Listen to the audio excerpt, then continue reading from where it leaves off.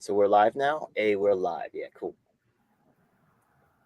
So Cora, I'll let you start off with introductions then if you want me to kick it off. Sure, yeah. Welcome, everybody. Thank you so much for coming. Tonight we are addressing education reform, especially in light of everything going on in the world of education. We thought that this was a really important conversation to have. And we have some great panelists here. Oh, it looks like we have another one. We have some great panelists here.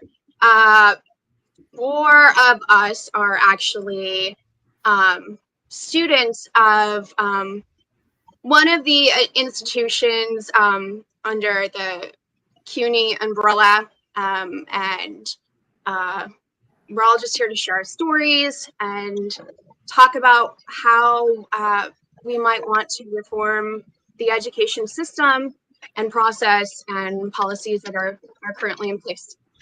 That's true. Actually, just Hunter College is actually the flagship and the largest college and the largest university college system in the United States, which is actually the CUNY system. So there's actually they actually have student interns that actually do internships at the White House. I believe that there was someone who got a pathway. So unfortunately, there's we're going to go into some of the connections to federal government and what's going on there and all kinds of other shenanigans. I think recently a professor was found to be stealing money. Right, all kinds of other deep level stuff going on. General Petraeus, we're going to get into all kinds of stuff. This part of the Up 24 series, we actually invited presidential candidates and other candidates from all over the nation to partake in today's event. Some more may be dropping by later on. And the thing is that, the student, just being active for over 25 years, I worked with Republicans, Independents, Greens, and Libertarians. And I've been in the activism field. I actually come to this field from student activism. And the thing is that the student activism, as well as the anti-war space, is actually highly controlled. I'm sorry to say, and actually the most co-opted out of all the activism that is really out there, just straight up. So this is a very important topic today. So thank you so much. Thanks, DJ. Wonderful. Why don't we start next with Alan? Alan, if you want to introduce yourself and tell everyone why you're here, what you're a part of. Sure. Well, first of all, thanks for doing this, Corey and Ed. I appreciate it greatly. I think this is a wonderful independent forum where we can get our voices out, where the two-party duopoly has essentially stolen the entire media market for such things in general. But my name is Alan Collins. I am founder of StudentLoanJustice.org. I'm actually it turns out, the first student loan activist in the country. I wrote the first book to be critical of the federal student loan program. And most recently, I wrote the petition on change.org/cancel student loans that elevated the entire discussion about canceling student loans by executive order into the public conversation.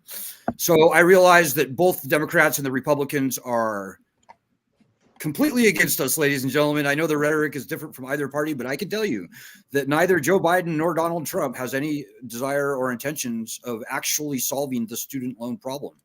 The core of this remains the unique absence of fundamental bankruptcy protections. And Joe Biden actually was key in getting those removed, going back to his days as a junior senator in the 1970s. So I decided to run for president this year.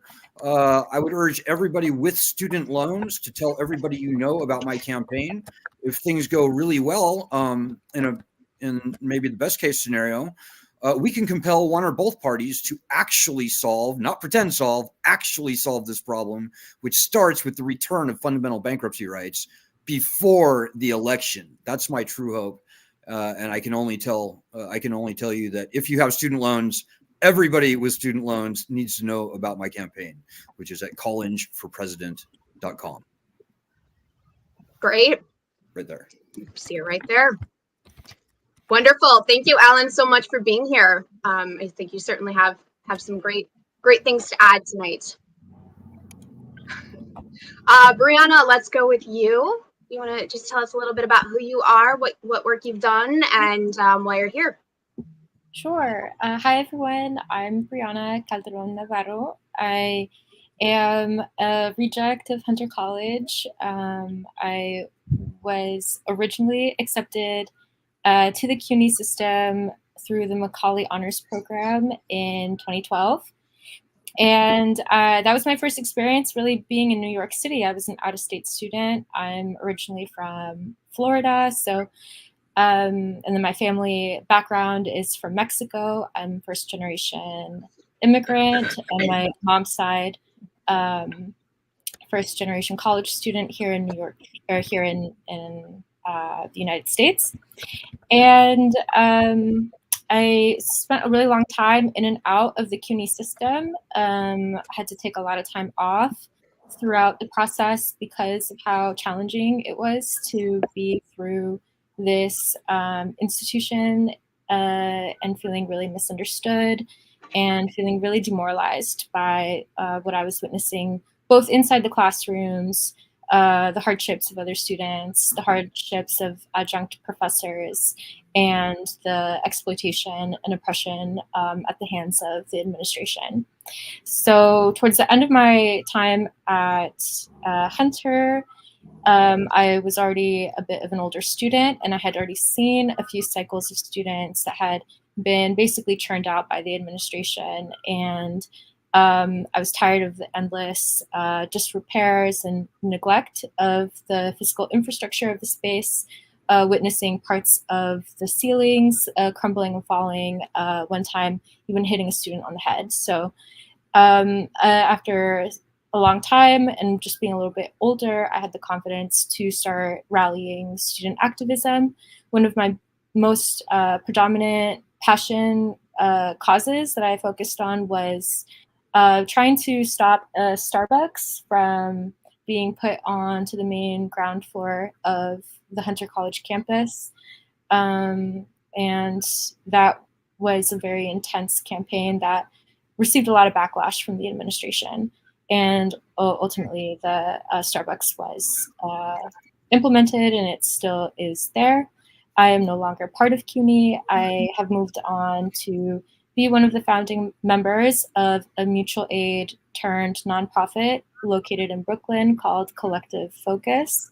I started doing a lot of food justice activism during the pandemic, and now as part of this organization, I'm the migrant outreach coordinator, and I've helped redistribute over 360,000 pounds of free food and clothing to people in the Brooklyn area, helping 70,000 people. 100,000 pounds of that food was directly rescued from the landfill by tapping into surplus foods from the supply chain. All of the clothing that we redistribute is all secondhand items that neighbors are able to share and get their needs met in that way. And in total, the value of goods that have been moved through Collective Focus is now appraised at $1.2 million.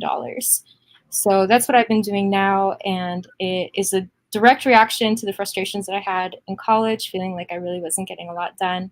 And now I get to do a lot of cool stuff every day. So thank you for hearing my intro and a little bit of the context of why I would be here to talk to you guys.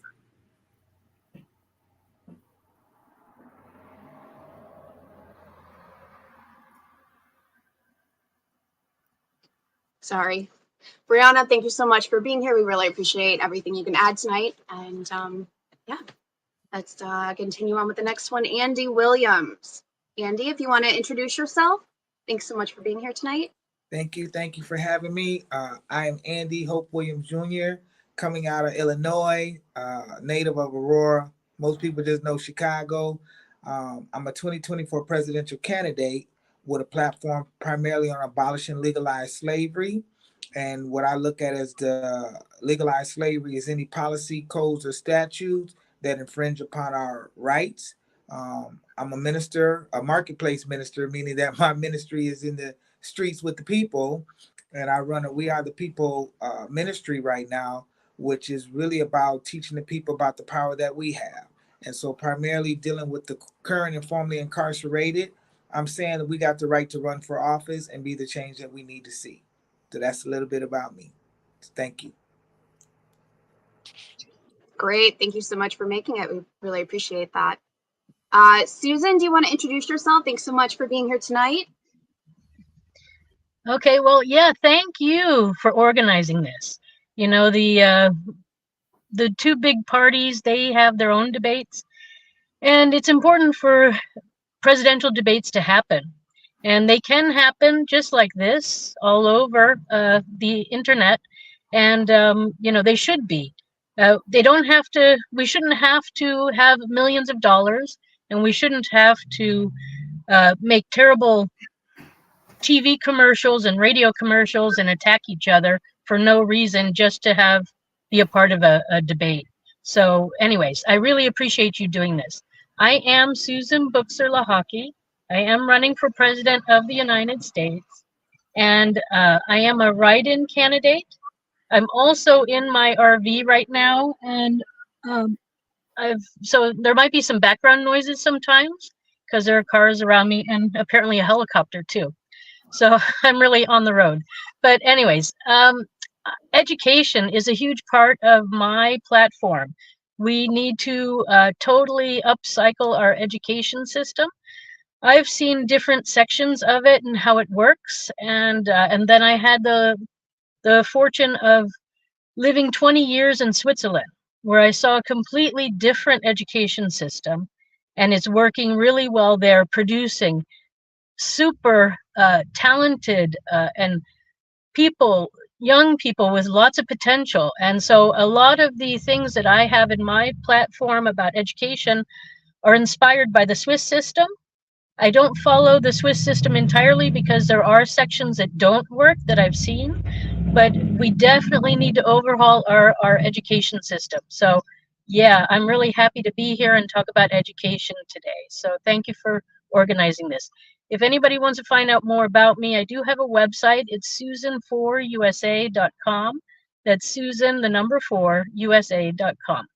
And yeah, so I hand it back to you, Corey. Thanks. Great.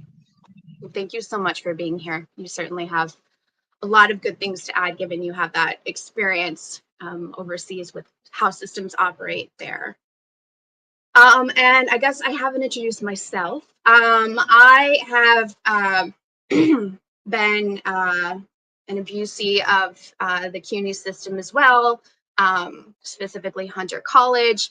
It forced me to kind of take a deeper look as to what was really operating going on, and why is it that these administrators I was interacting with felt that they were in a position of power and they could abuse students. And I couldn't believe, as I was continuing to research online, how many other students had endured similar abuses, and just the types of things this administration was doing, pushing these students through their system as almost cash cows. It just blew my mind, the truths of what I came across, and the abuse in the system and why.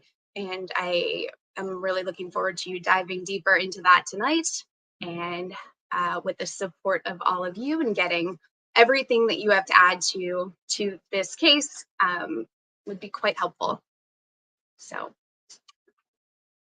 all right. So let's see. On my agenda, I actually I have a spreadsheet here that I would like to present everyone.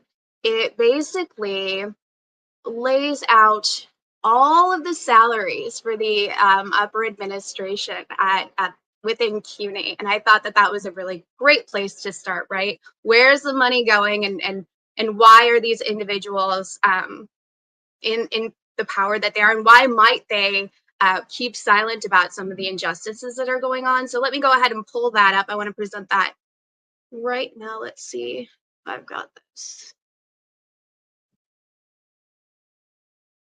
Again, this is my first time using StreamYard. DJ, I might need... Go to present and then choose either screen, or you can choose actually a certain window. So if you go to share screen, then you have some choices right there. You could choose a tab, a window, or the entire screen. Oh. Okay, so go down to present. Yeah. Oh, I see. Okay, Okay. great. Share screen. Here we go.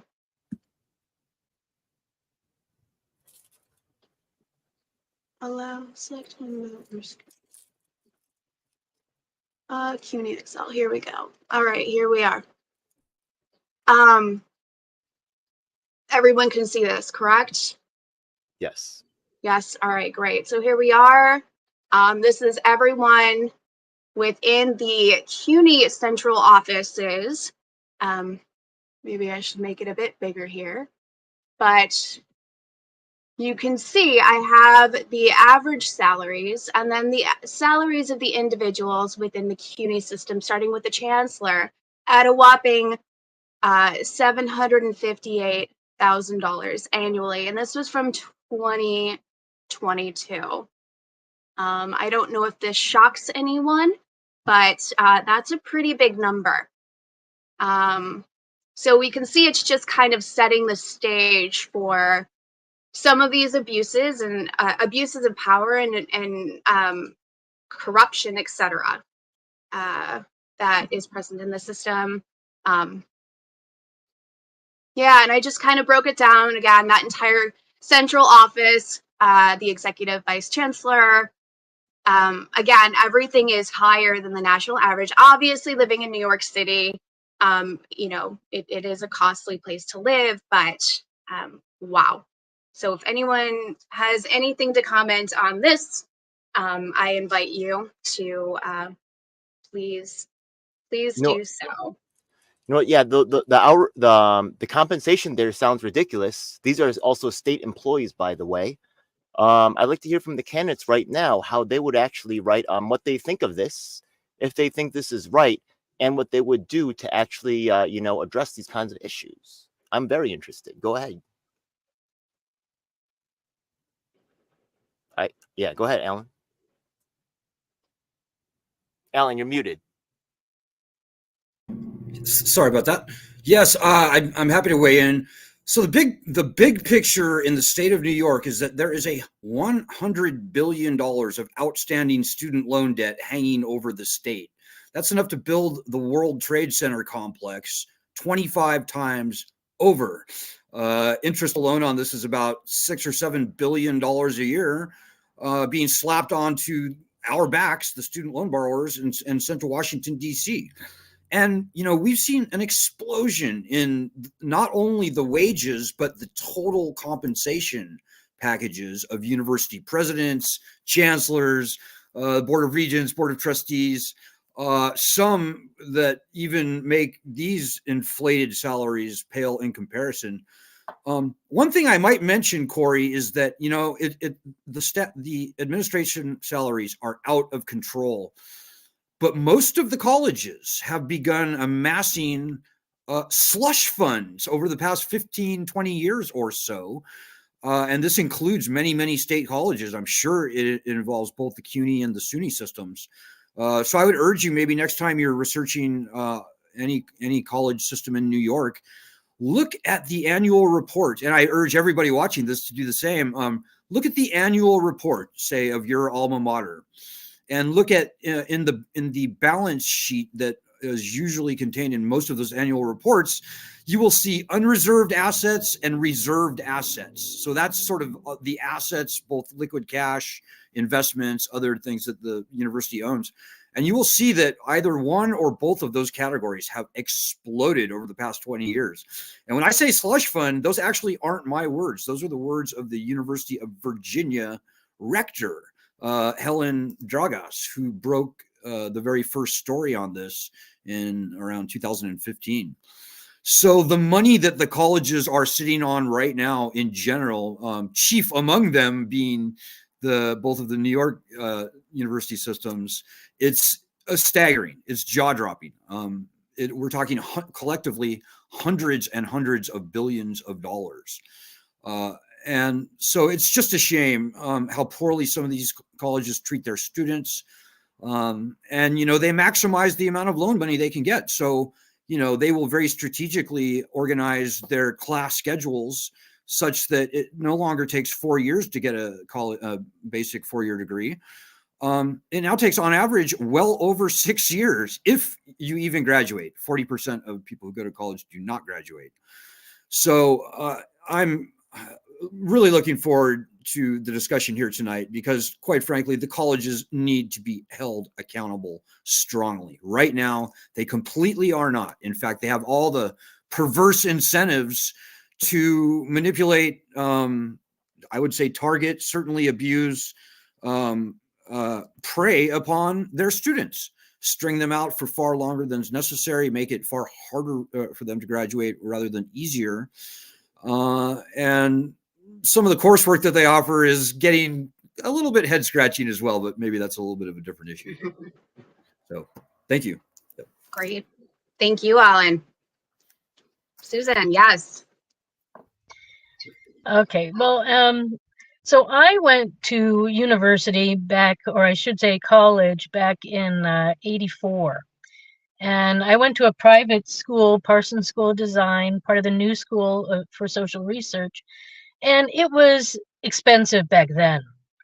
And what I discovered when I went was I could actually get almost the same exact education for like a third less of the price if I had gone to, I forget what the other art school, there's another art school in New York City that was on the same level at the time. And we even had a lot of the same professors. So depending on what school you went to, you know, is how much you paid.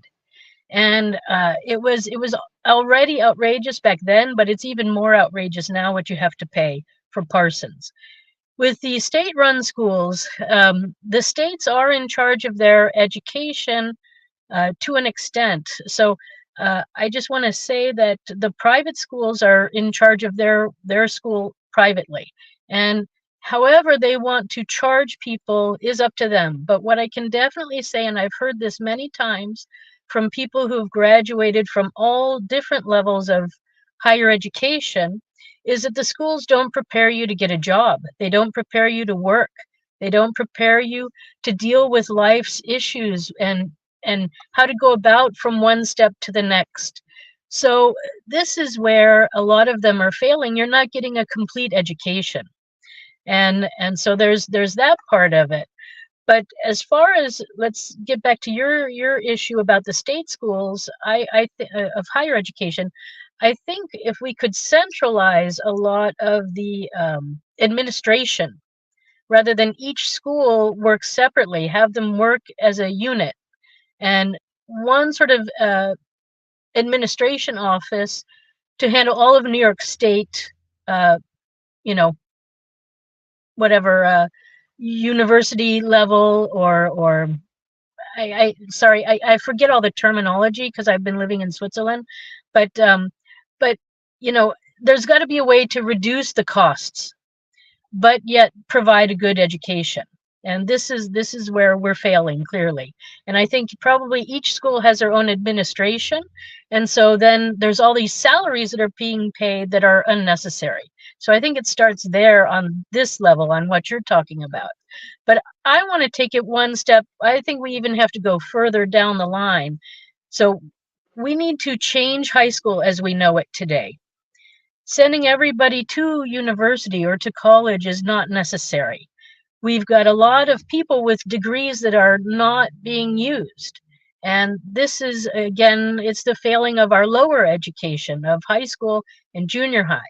So I suggest that with junior high and high school, we need to replace that with apprenticeships for all, so that kids get working, so that they learn how to earn a dollar. They learn what they can do with that dollar. They learn how to take care of that dollar, and they learn responsibility and respectfulness. We've also separated the generations too much, where teenagers are only around teenagers for, you know, a long time. And then by the time they get out in the work world, you know, they don't know how to write a resume. They don't know how to write a cover letter. They don't know how to be respectful.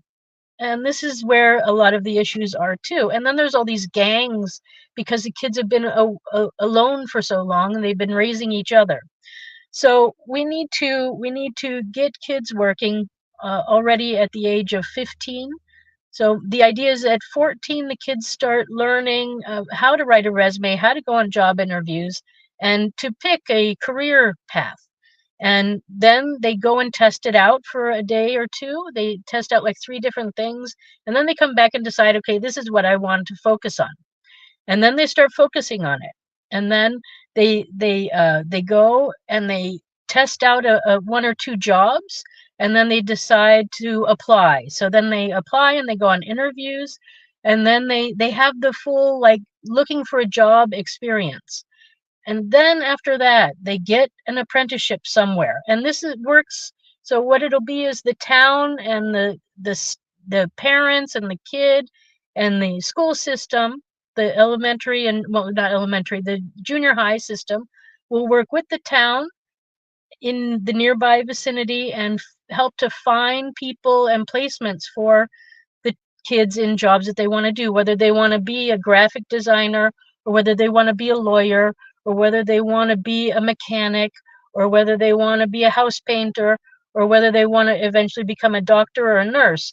They need to find a placement for that child to have that experience. And it's a 3-year experience where you learn each year a little bit more responsibility and a little bit more in-depth education where you can be useful also while you're there. So you're not just sitting on a chair, you're actually helping out in some small way. And then after 3 years, you graduate, but then you can continue your education if you want.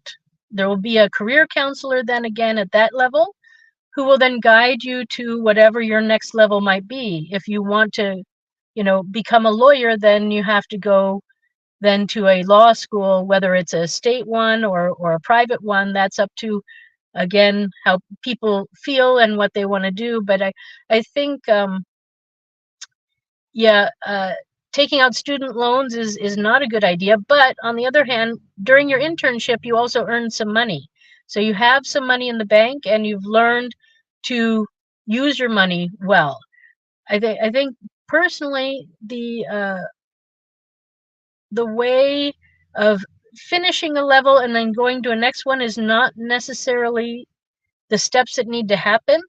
There are also sort of gray zones where you can go to night school and pick up a few classes and do it slower.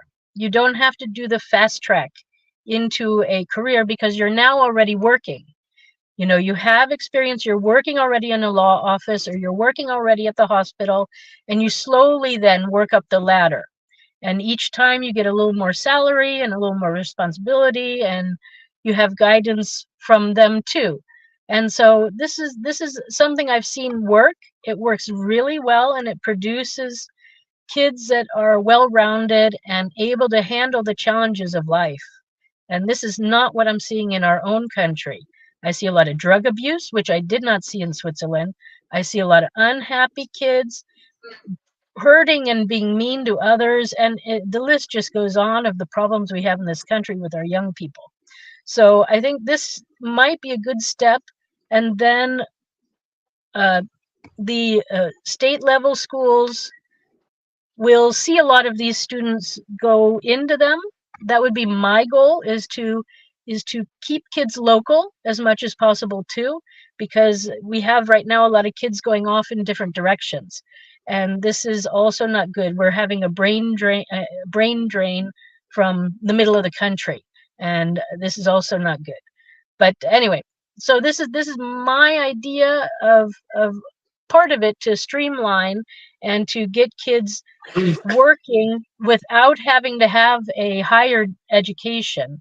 Susan, this brings me actually to a point I did want to make. So the teachers union within the CUNY system, they recently had a hearing in front of the CUNY Board of Trustees. The CUNY Board of Trustees is comprised of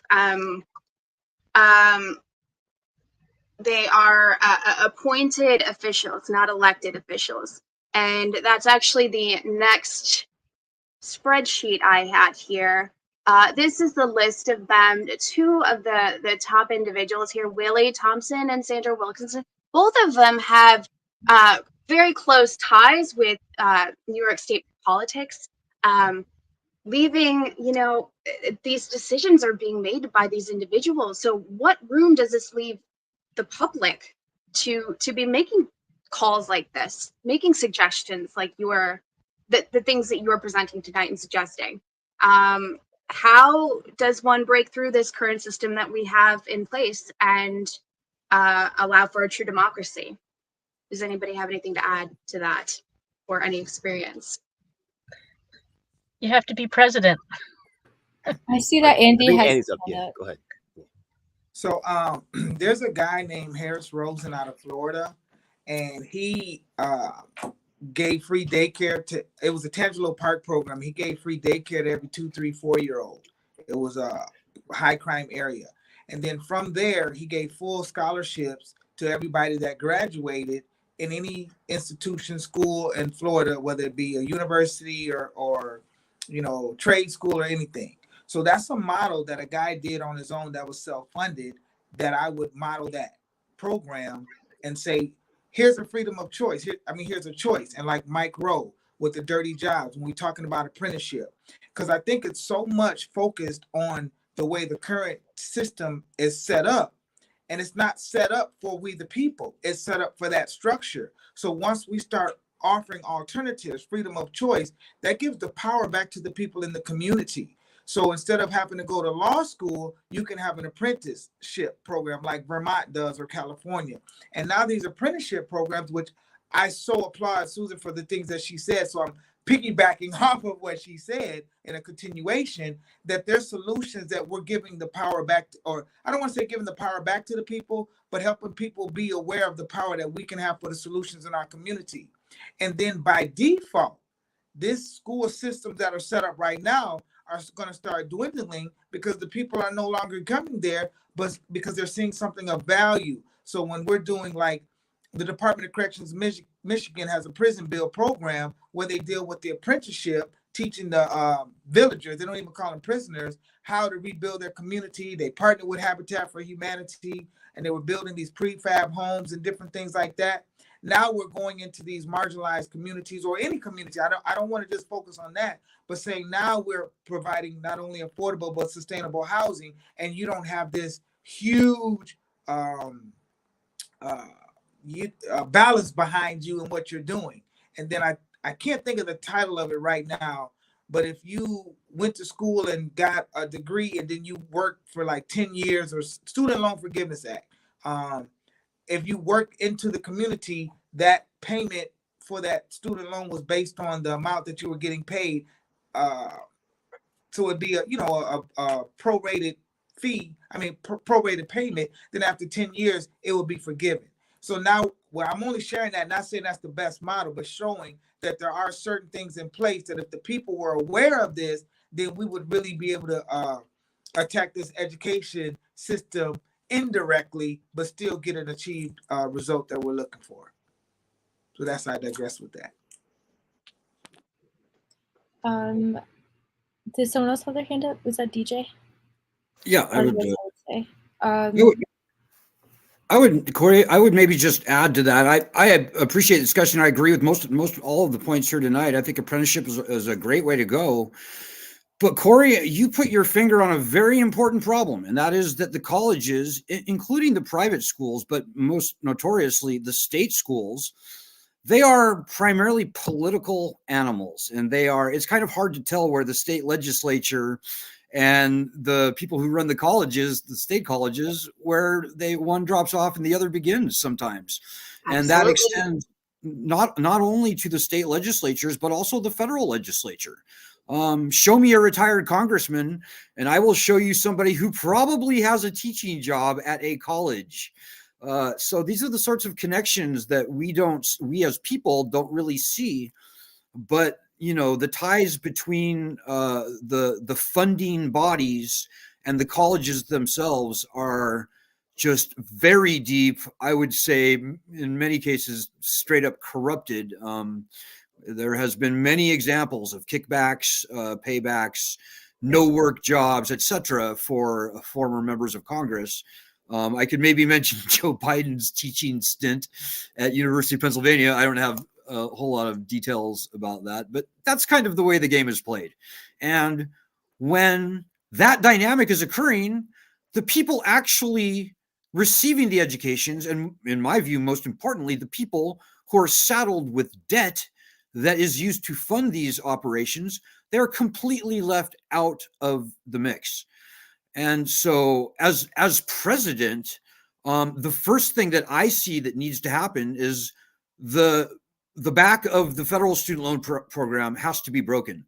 The lending program is catastrophically failed, like nothing we've ever seen before with any other lending system in this country. You know, as we speak today, 80% of all federal student loan borrowers, since they turned the repayment back on post-COVID, 80% of everyone is not paying.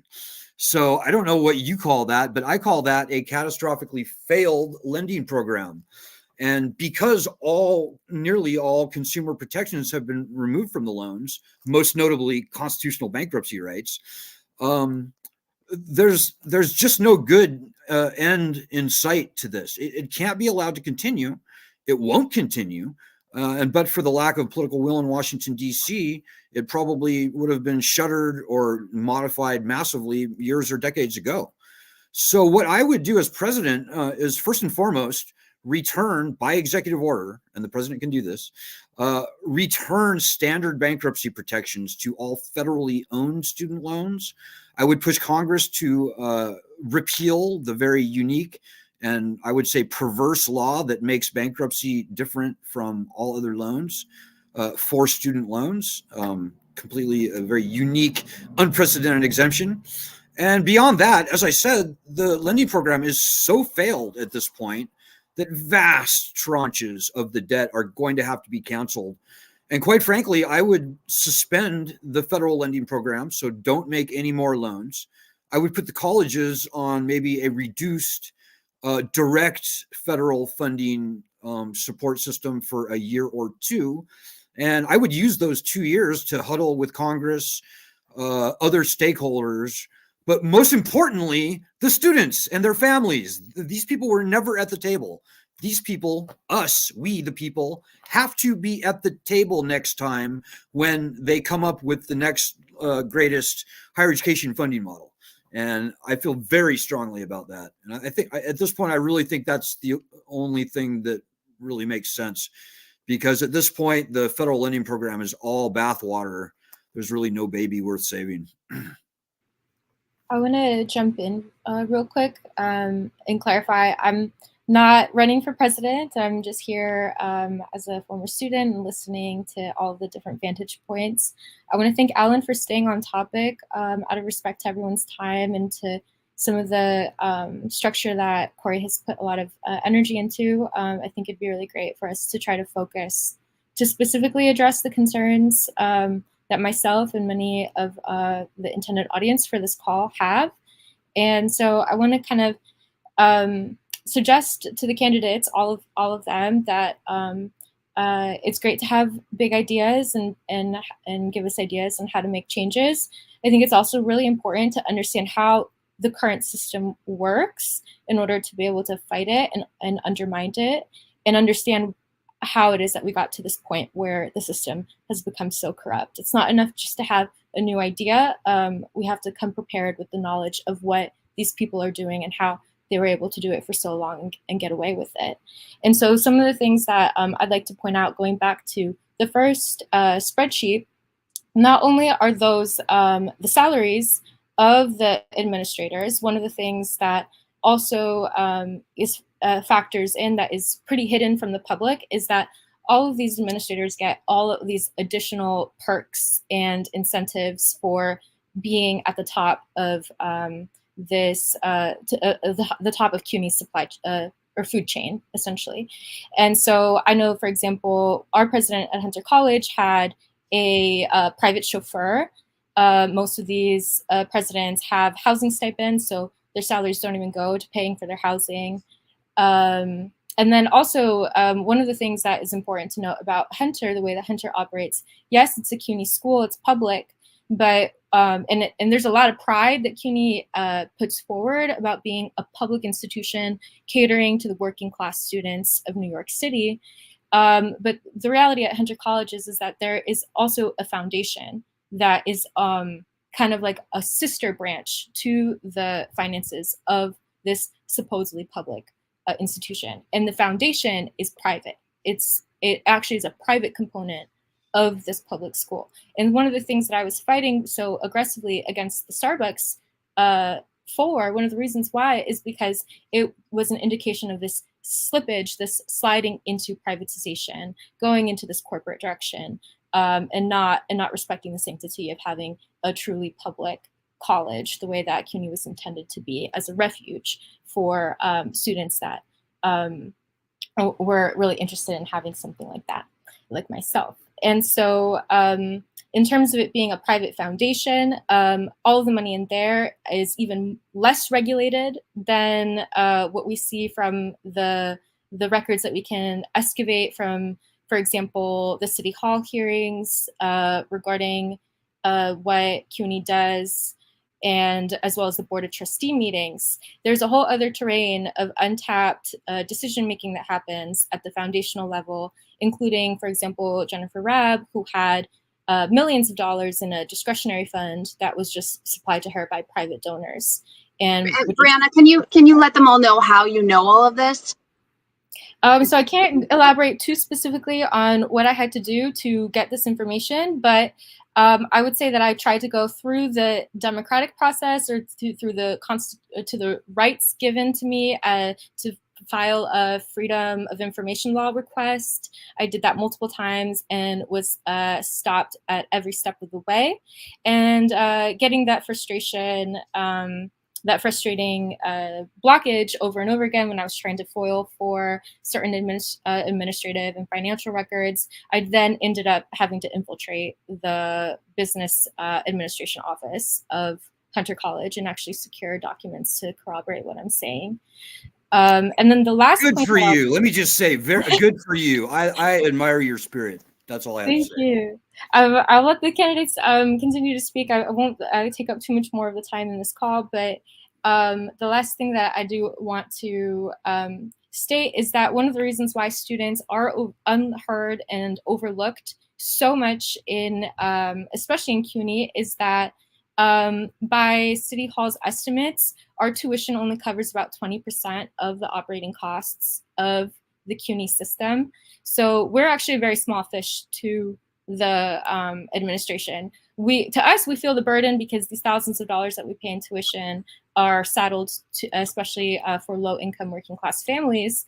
But to the administration, they're not really seeing us as top. I don't know, like they don't care about us as much because we're really only 20%.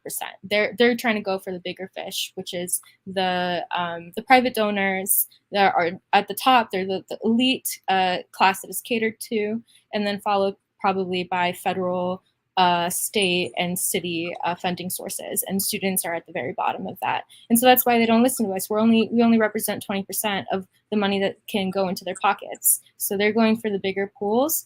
And then another final context is that CUNY actually used to be free. It was free for over 100 years. It was free from 1847 to 1976. And the main reason why they say that it couldn't be free anymore is because of financial burdens, that it was unsustainable.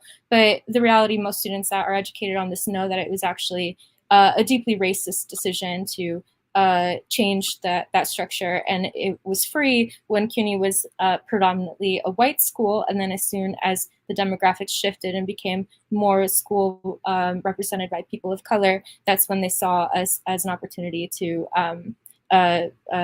extract money from us, impoverish our families, give us no guarantee for job, upward mobility. Our degrees don't really mean anything in this economy anymore. So that's why they specifically did it, to exploit students of color.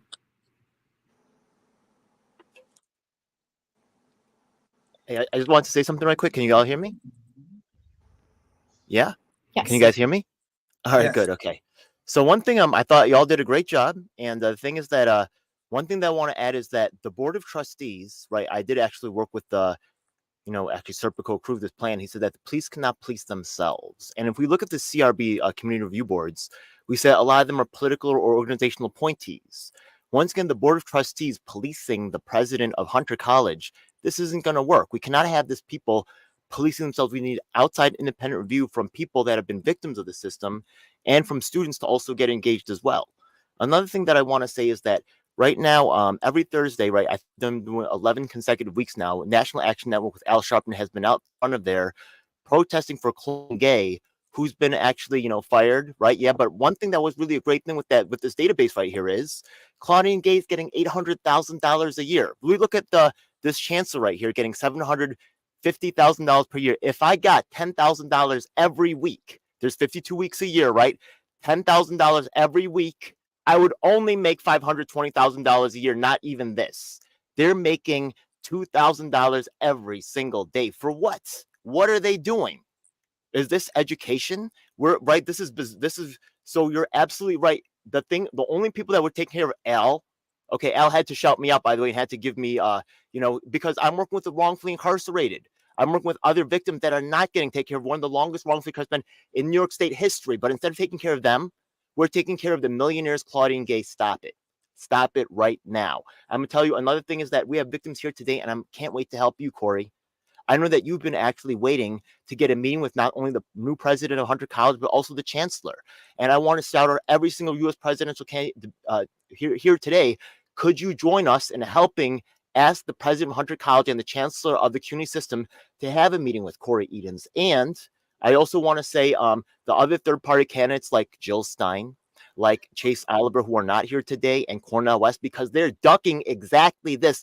They are not ready to give Corey Edens and to give the little people, right, the average person, the voice. They're only standing up for the other millionaires, Claudine Gay, right? Yeah, it's disgusting and wrong. Are you ready to help? So I just want to ask, right, is everybody here ready to support a resolution? And Corey, are you down for that? Would you be down for the people to get you a meeting with the president and also the chancellor of the CUNY system? Because I'm all for it. Absolutely. I've been asking for the past 5 years. Well, Absolutely. what's going on? Okay, I'm gonna let the president please help her. God damn. I So absolutely stand at the ready to help you out. Anything that I can do by way of a letter or anything, just let me know. I view the colleges as probably my biggest nemesis in the entire battle for student loan justice. They pretend that they're on the student side, and what they do is they co-opt the students, and it's just a mess. And so the colleges have been sitting in the catbird seat about on this entire thing. By the way, Hunter College gets about I'm just looking now, gets about $2.3 million in federal student loan revenue every year. I think it's actually quite a lot more than that in more recent years, because this is sort of 5-year-old data. So, let me know what I can do to help. Good find with that foundation, by the way. I would add, this is not a unique phenomenon. A lot of the colleges not only have, when I mentioned earlier, if you look at their balance sheet, these unreserved and reserved assets, they also have adjunct fundraising bodies, such as what was just described a few minutes ago. And so you need to look at all the revenue streams to find out maybe where you can find points of leverage, what people don't know about, what newspapers should be reporting about. That's can be very helpful. The media really should be our friend. But certainly as a presidential candidate, founder of Student Loan Justice, anything that I can do to assist you, Corey, I'm at your beck and call. Thank you, Alan. Sincerely appreciate that. And DJ. Susan? So for me, I think the first thing is that it sounds like there's a lot of greed and corruption. And I don't think that New York State is the only state that has this. So I'm going to recommend that everybody, when we get off this call, off this debate, go to the FBI website and report what you know about the corruption. Report everything. You might have to do a few reports because when you report there, they only take a certain amount of information. So you might have to come at the story from different angles. but get them behind you, get them helping you. That's what they're there for. They're there to make sure that corruption stops. And it sounds like you got a lot of greed and corruption going on there, a lot of friends making friends rich and stealing money, basically. So this is a huge problem, and I don't think New York State is the only one doing it. You know, I don't know if you know, but I have a lawsuit currently pending with the Supreme Court because we have this thing called registering to vote, which is actually unconstitutional. That's the other thing. A lot of people don't know what their rights are, and they don't know what's in the Constitution. So I also recommend that all of us and everybody watching go and pick up a copy of your Constitution and read it and understand it. And that includes the Bill of Rights, because we have a lot of rights that are being abused on every level. And that's, again, the FBI is there to help us get our rights and have them secure. So anyway, we should not have to register on some list that has no checks and balance, that's only been in the hands of the Democrats and the Republicans, and they're the only ones who knows the names that are on there. And in the Constitution, it says that we have a right to our liberties without obstruction from states. Now, the states are in charge of the election process. That's what's in the Constitution. That's what it says. But they've created this unnecessary step. You cannot vote in any state of our country without registering to vote first. And this is an obstacle to my right to vote and to your right to vote. And this is how they're manipulating everything. And they know how to do it. They've been practicing it for about 100 years now. And it's in every school too. It's in every police department. It's everywhere in our country. And the only way to stop it is to get the courts involved. Make lawsuits. That's the best way to do it. Go to the FBI. That's the best way to do it. It's the only way to stop the corruption. And then having a presidential candidate, or having a president who's on your side. And that is probably a lot of the people here who are running for president, and I'm also one of them. I am a people, and I'm here for you, the people. And so, yes, we need to stop the corruption 100%. I am curious. I was looking on the legal website, and I just wanted to share this with everyone again. So they've implemented an ethics training as of 2022, the Ethics Commission Reform Act. Does anyone have any background or familiarity with this act and it being put into place? I wish I could show. I'm trying to share this screen. Let me stop this share and then re-share. Here we go. Share screen. All right. Just gonna share the entire screen here. This ethics Commission Reform Act of 2022 requires that all New York State officers and employees receive a live or online ethics training every year. Why was this put into place? And it just goes to tell me that there's some sort of foul play going on. Why would they have to put something like this in place? Why are there not some sort of policies in place that are regulating these individuals? It just seems to set the perfect stage for corruption. Anybody? I would maybe just add to that. The colleges actually have very little oversight.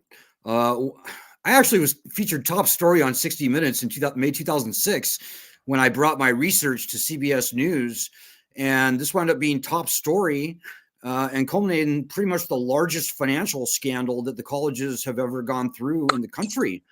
Kickbacks were found happening between the student loan companies and university financial aid administrators.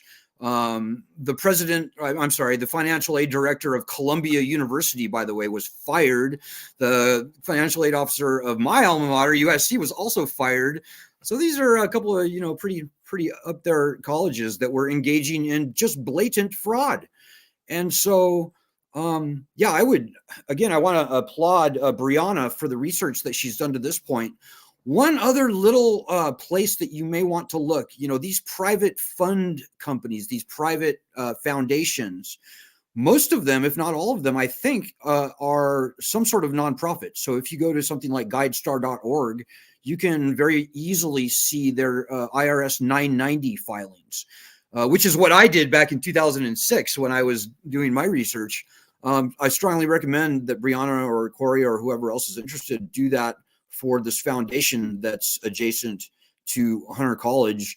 And just look at it. I can't tell you exactly what you'll find, but I think you will find that their 5 highest paid employees are making probably even more money than the people on the board of regents or trustees that you pointed out earlier, Corey. There's a real dark side to the colleges in this country, and what we can find might just blow your mind. I've found nasty looking monsters under nearly every rock that I've turned over. And, the media should be our friend. I would say, yeah, report what you find to the FBI if you find evidence of blatant law breaking, but be a little careful there. Make sure that you have your I's dotted and your T's crossed before you bring the federal government anything, because what I have found is that there are also very close, collusive, sometimes corrupted relationships certainly between the Department of Education and the colleges, but even between the Department of Justice and higher education places. I would say, sure, if you feel strongly that a blatant law has been found it's been broken, take it to the FBI, but make sure that you have the New York Times or somebody who is read into the situation as it is ongoing. You really want to give yourself the best chance for success. And so at least ideally the media should be there to help on that. I don't know if they are anymore, but at least on paper they should be. So find a reporter that you trust and make sure that they're interested and keep them in the loop. It's funny, I looked very deeply into some of these relationships with the press and some of the individuals at Hunter. I came to find out that one of their main the general counsel on their legal team, her name was, I think she passed last summer, but Carol Robles, she was the general counsel there at Hunter. And lo and behold, her sister wrote for corruption for the New York Times. Right. So they've got this institution has this whole thing on lockdown, and it makes it impossible for the students to get through, and it's so unfortunate. And that's exactly why I applaud Brianna and you for doing this research. You never know what you're going to find. You find last names appearing in 2 places and you're like, oh my God, that guy is that guy's son. Like, you find all these familial other relationships that make it, or they work for the same law firm, it's yes, right, over exactly. and over and over again. I'm seeing it. Right. Unbelievable. And Unbelievable. No wonder. And the more you wade into it, you never know what you're going to find, but you'll never find it if you don't look. That's probably the most important thing. Right. It's really too bad that the Village Voice isn't around anymore. I would say, the New York Times, I used to do stuff with the New York Times all the time. I have found that they have essentially inoculated themselves from the public at this point. It's very hard to break even basic news items at the New York Times anymore. Like what I said earlier, about 80% of all student loan borrowers are not paying. The New York Times is reporting that it's only 40%. They are blatantly misreporting the issue. So yeah, look for alternative newspapers. Village Voice would have been a good one, but I'm sure there's probably other Vice News I found to be pretty good. But hopefully there's still a thriving, or at least a journalism industry in New York with some kind of a pulse. I know the good reporters are still out there if they're hiding. I would recommend The Intercept. The Intercept is a pretty good one. I'm not too keen on Vice, but The Intercept has great reporters, and I just want to say thank you for the support and the praises, because not many people. Well, I just love to see it. That's you're in exactly where I was 20 years ago, and you would be really, really surprised what you might find. And although the media landscape has just so drastically changed from then to now, I think if you've got something really strong, you hopefully the truth will take you far.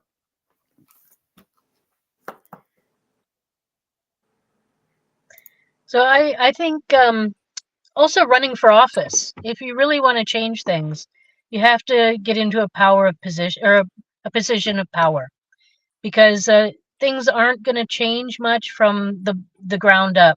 Sadly, they don't do that. You know, you've got the pressure of people working against you, and once people get power, they don't give it up very freely. So I think run for office. Run for office, write some lawsuits. This is the way you have to go about getting things changed. Otherwise, they're just going to continue. Because, yeah, it's a big organization, and there's lots of people who are trying to keep everybody down and to keep it in place and to keep their power and to keep their money. And it's really hard to change it. So, yeah, I run for office and do things like this, you know, host events. Get the message out to the more people, the better, of course. Yeah. Yeah, that's Um, the beauty of the internet today, and the ability to, you know, create your own platform so easily right. with things like YouTube. Thank God. Thank God. It's That's such a changed dynamic and platform. So the one thing I wanted to say about the student loan debt, when I went to Parsons, I also ended up with a lot of student loan debt. And then I also, when I graduated, I was the last class that graduated without computers. So the very next year, they came out, you know, with paste ups and mechanicals right on the computer. And I mean, I went through illustration, so I didn't really do paste up and mechanicals, but that put a lot of other artists out on the street. And then 2 years later, they introduced cameras into the courtrooms, which put another whole bunch of illustrators out on the street. So the market was flooded with artists, and none of us artists complained. We just managed, right? But we all had to manage in our own way. And I decided, well, you know, it's really hard to get a job in the art world. So then I ended up taking on more student loan debt, actually. I put myself back to school to learn typing and word processing because I never learned that, you know. We didn't have computers. So I know my situation is very foreign to a lot of you here, but this is how it was. But I put myself into even more debt, and then even more debt because I kept going back to school to learn more things. So I eventually got into Wall Street and learning about finance and stockbrokering and all that. But the long story short is, yeah, at some point I declared bankruptcy. And that's when I learned that, yes, you're right. They don't pay off. You know, you can't declare bankruptcy from some of these student loans. So even after bankruptcy, I was stuck with a lot of my loans, which I eventually did pay off. So it does happen. But the point is that, you know, I was actually a special situation. I was the first one in my family history to go to university. And so, you know, my parents wanted it, I wanted it, and so we made it happen. But yes, I had a lot of student loan debt. It's true. My parents even had student loan debt. And, you know, this was very unfortunate. We managed to pay it off. You know, it didn't happen from one day to the next, but it eventually happened. But the real point is there are a lot of people who went into the military over the last 40 years who gave their life for that free education. And so to give free education to people who are not willing to risk their lives, I have a problem with that. You know, we cannot give the people who lost their lives for their free education, we cannot give their life back. There's no way to get it back. Well, so we cannot just hand over money. We cannot just hand over money to someone else just because you have student loan debt. You have to figure it out. You have to pay your loans back. You took them out. Your parents took them out. You knew what you were doing. You got to pay them back. I'm sorry. If you don't want to pay them back, I'm actually really glad to hear that comment, Susan. Then get a job in the military. Sign up for a military branch. You are rude to talk over me. Sign up for a military branch and get your loan paid back. Well. You've been talking for a long time, Susan. Susan, that's not how you conduct yourself in a debate. So if I could Yes, just it get is. 30 or He's 40 seconds. interrupting me and talking over me. That's Well, exactly how nice. you talk. Anyway, folks, it's at the hour mark. I want to say thank you for your time. I've learned a lot from some of these candidates. I definitely will be paying more attention to smaller candidates because of this. Thank you to Corey and DJ. If you guys continue on, I'll catch the rest of the live stream later. But thank you for having me, you guys, and I hope you have a great evening.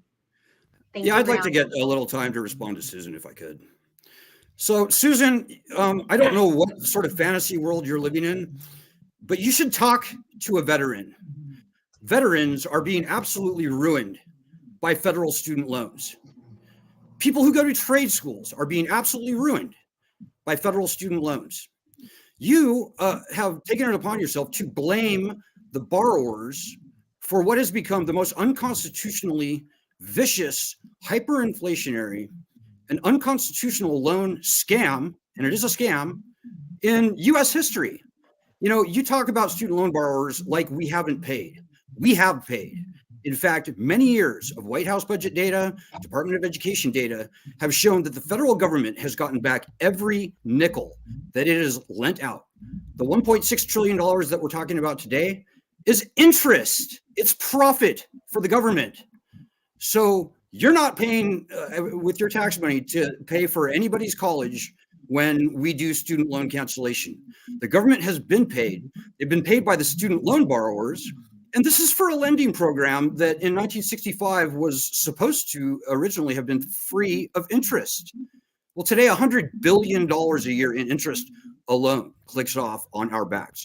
And that's going to be escalating greatly. So the $3,000 or $4,000 that you managed to repay back in the 80s, that has, I'm sorry, but it has nothing to do with today's situation.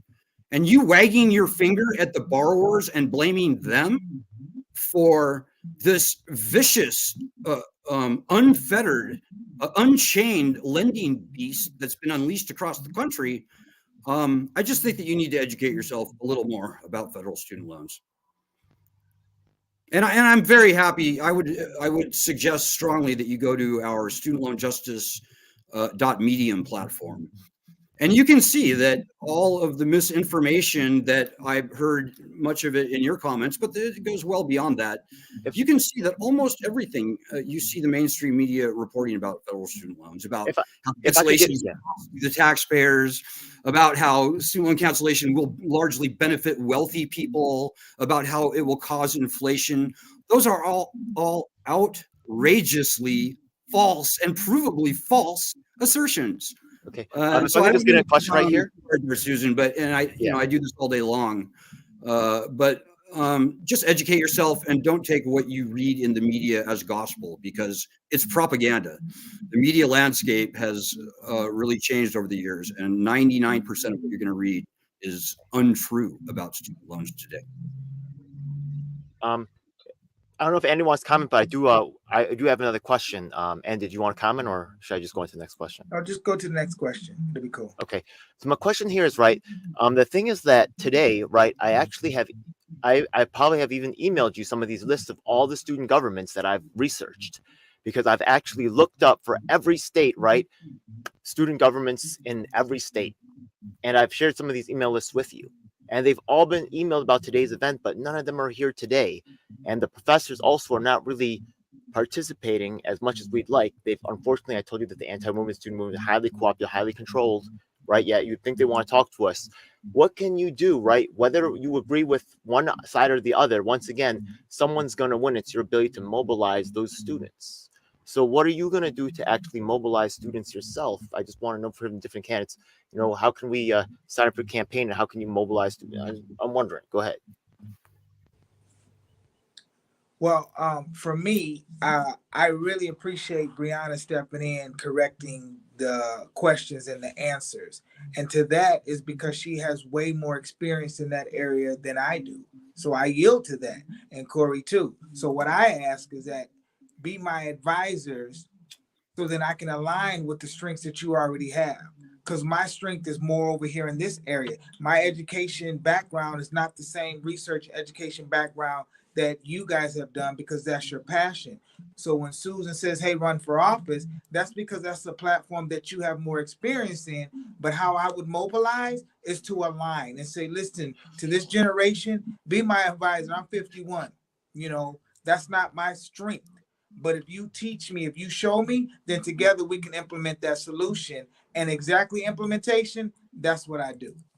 So that's how I would do it, DJ, to bring it in, because I think so often we get on platforms and saying, hey, I'm running for president. And I'm not saying it in this area, but we try to come up with all the solutions.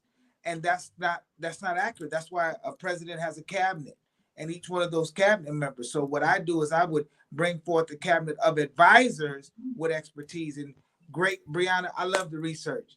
You know, that's what I did about the slavery stuff in the prisons and stuff, that exact same research. So I can applaud that to you and say, I would invite you to come in and be an advisor and show me how to take that information that you've done and bring it to the light, bring it into a suit, bring it into an injunction, declare what it is, and take that and educate all the other student organizations with the research that you found, and then make Cooney or New York be a model state of what happens when you guys are doing this injustice and robbing the people. Sounds good. So I would maybe say, first of all, you know, over the past 20 years of doing this, I can tell you that it's very difficult to get college students organized and fighting. You know, college students aren't students for very long. And, you know, at that age, they really just don't know the sophistication of the federal student loan program, first of all, but they don't really understand how vicious the financing system that's risen up around them has become. And more often than not, there's been a few exceptions in my case. I found the University of Illinois did a pretty good job. But like with NYU students and even Berkeley students and every other college, and there's been about a dozen colleges that I've worked with over the past few years, usually the university's administration will co-opt the students. So when the students come out saying, hey, student loan justice, by the time the colleges get done with them, the college students are usually saying, hey, government, give my college more money. So that's just kind of the way that dynamic goes. It's really unfortunate. And I don't blame the students. You know, I didn't know much when I was their age, and I don't expect that they should know, would know, or should know what we as older people here today now do know. In fact, most student loan borrowers, believe it or not, older people over the age of 35 now outnumber younger people under the age of 35 with student loans by by over 2 million people. So I spend my time trying to organize and galvanize the people who have already been out of college, particularly the older people. They seem to be the most receptive, and the people who, by their own pain, feel the weight of this predatory, unconstitutional loan system on their backs. But you know, I'm always open to work with any college students who are on fire for the cause. Definitely. Alan, curious if you have any knowledge of how much these institutions for graduating students, do they get anything, federal funds or federal money for graduating students? No, the colleges get no bonuses for graduation. Okay. There used to be, and maybe again will be, a law on the books saying if their students do really terribly, then there can be a financial penalty against the colleges. That's something called the gainful employment rule. But no, the way the financial incentives are arranged, the colleges can make far more money by keeping a student in college for not 4 years, but now on average 6.2 years. And as I said, 40% of all students don't even graduate. And the colleges are really not accountable to that at all. That rule that I mentioned earlier, it was killed. And even when it was alive, it was never used. It really never carried any real weight with the colleges.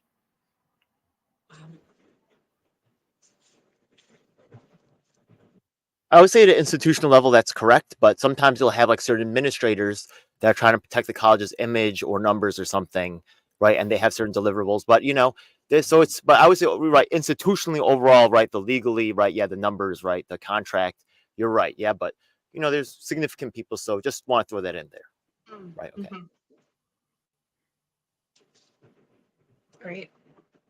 All right, cool. Susan, how would you actually mobilize students? Because we need students in this room here. We're from West Virginia. Like, get some West Virginia students up in here. We need to have them meeting these. I think your candidacies are great, and I want these students to learn about it, right? University of West Virginia, get those students in here. Yeah.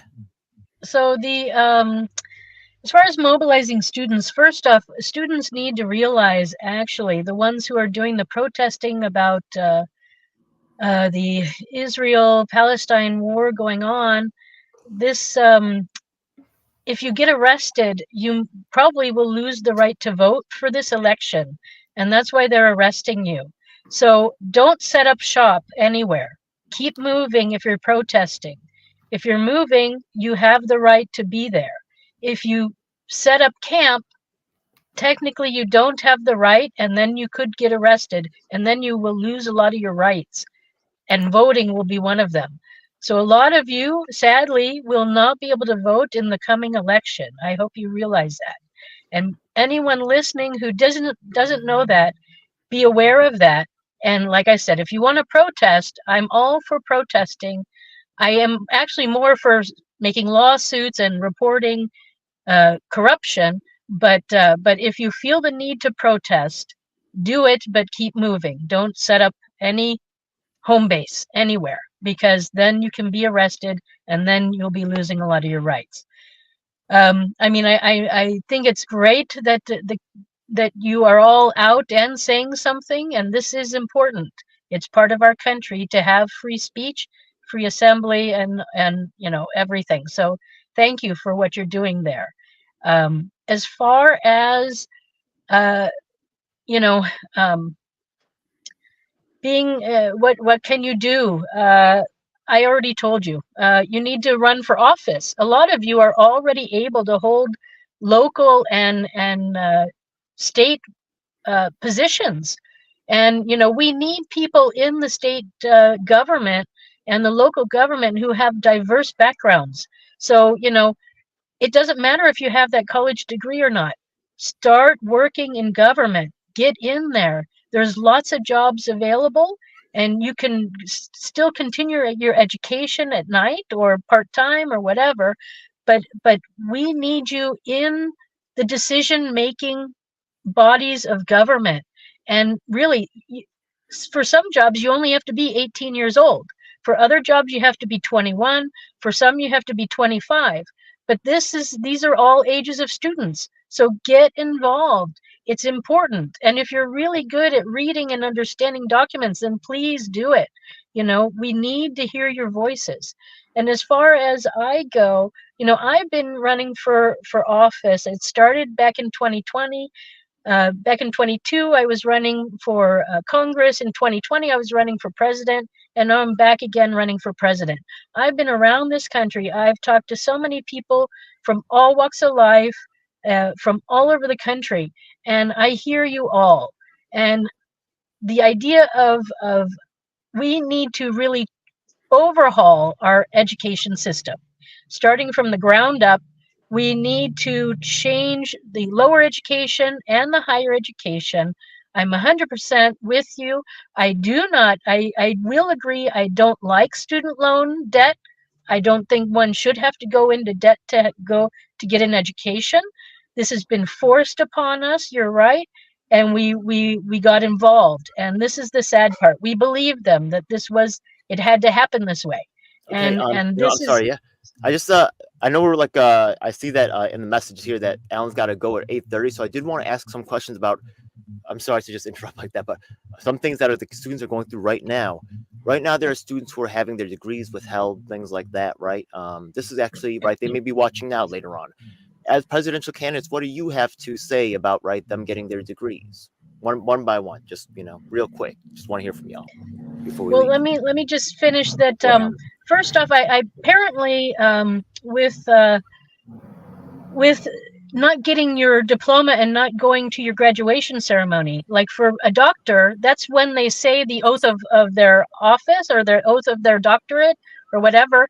So that if they're not there and if they're not getting that degree, they're not saying that. So they don't have to do it. Just to let you know, that's something I discovered learning about the medical industry that we have now. So this is a huge problem that the kids are not getting their graduations, that they're not getting their diplomas. It's a huge problem. So I am 100% with you. This should not be happening. Okay. What about I just Andrew? wanted to add something really quick, just to kind of piggyback off of with the protesting and what we were talking about.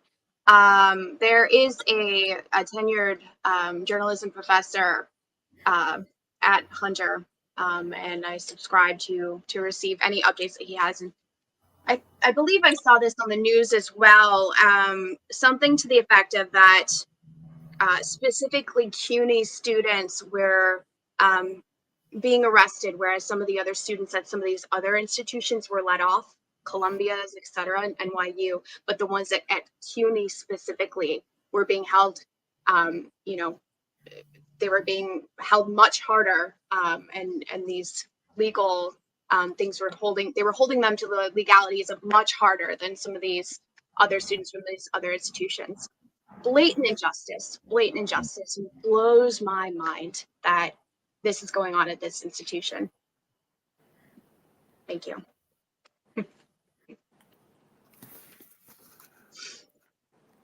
Yeah, unfortunately, there's an unchecked culture of abuse at the institutional level, which is why you see a pileup of actually multiple people here today, right? Corey, myself. I'm a victim of Hunter College as well, too. I actually have a video where I unveiled their books about, how they were spending money and getting private phones paid for and going on vacations and stuff on the school money.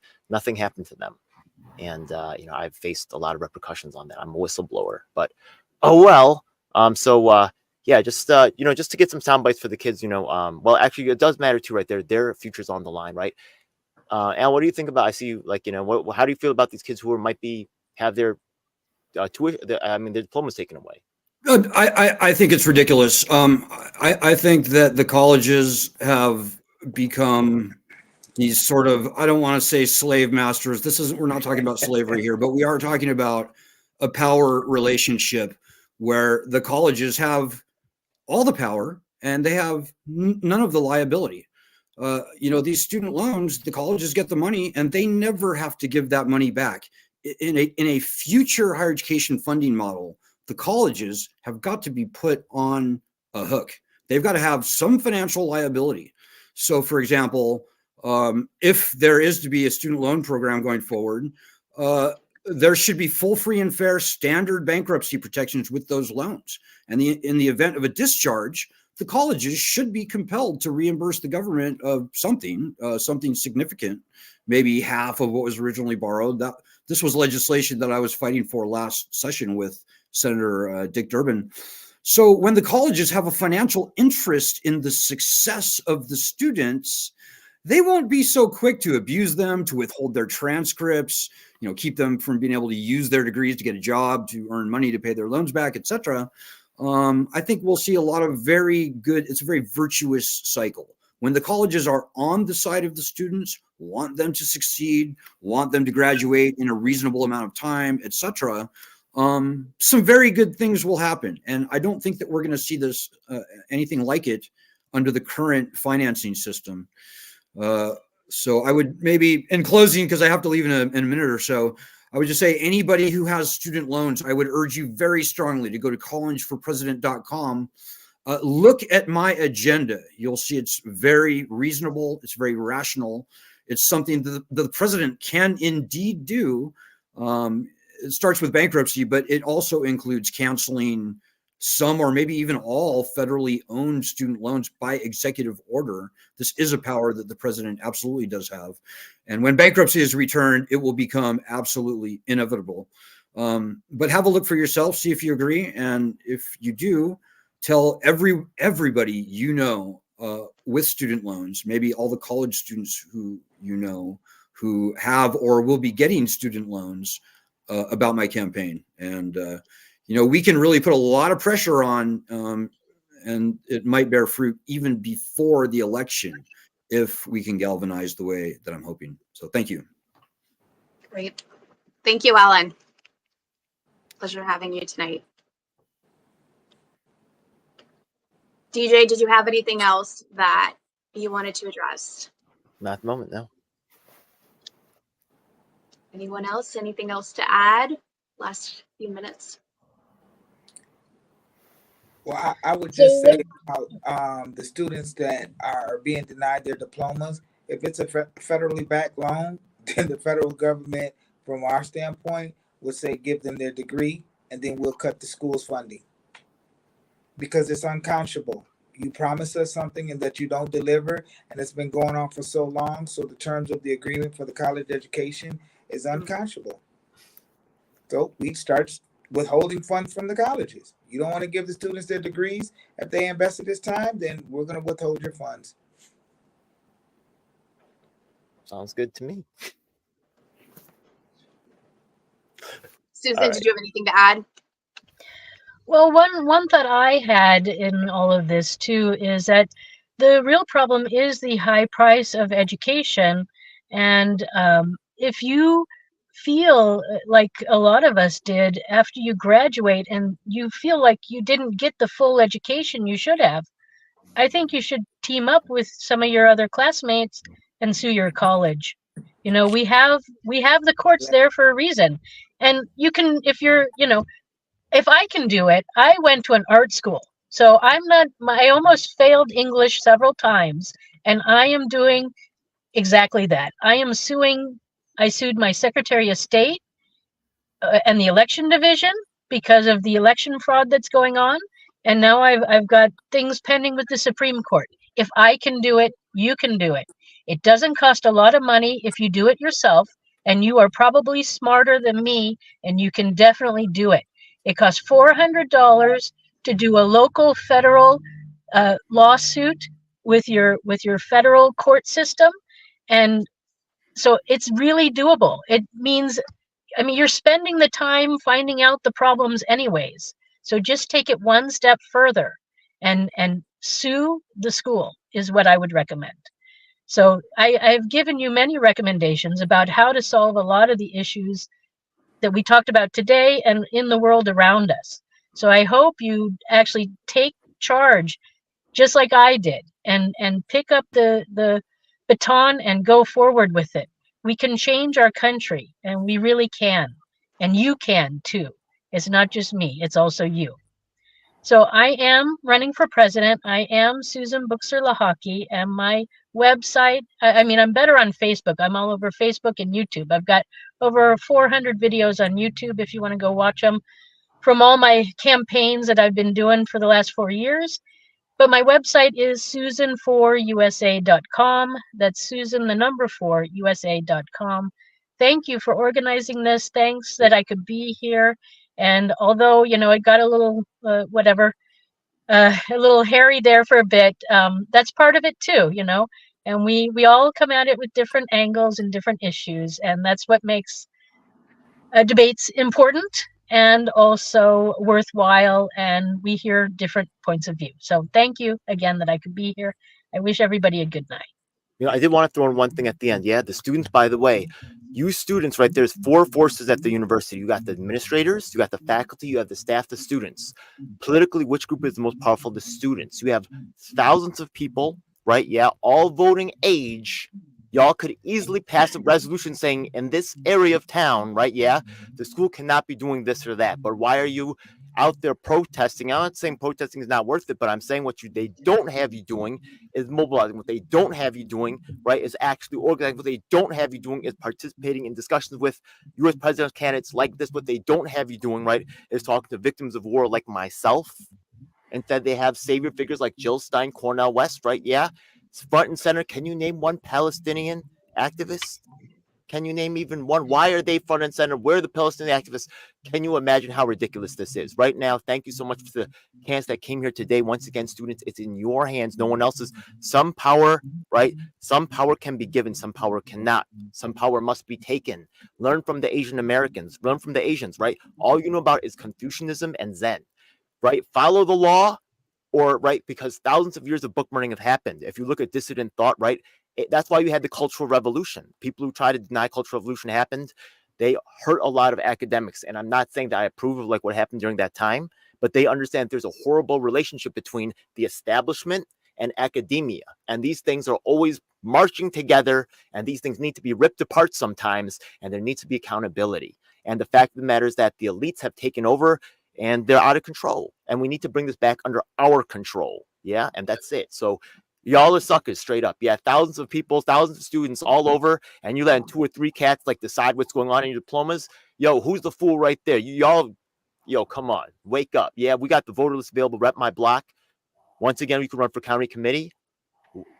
You're doing it to yourselves. I can't even, you know what I mean? Nah. That's basically what I had to say. Thank you. Great. Well, thanks, Thank you, everybody. everyone, Glad for we did being this. here. Great debate. Thank you. Bye. Thanks all. Okay. Peace.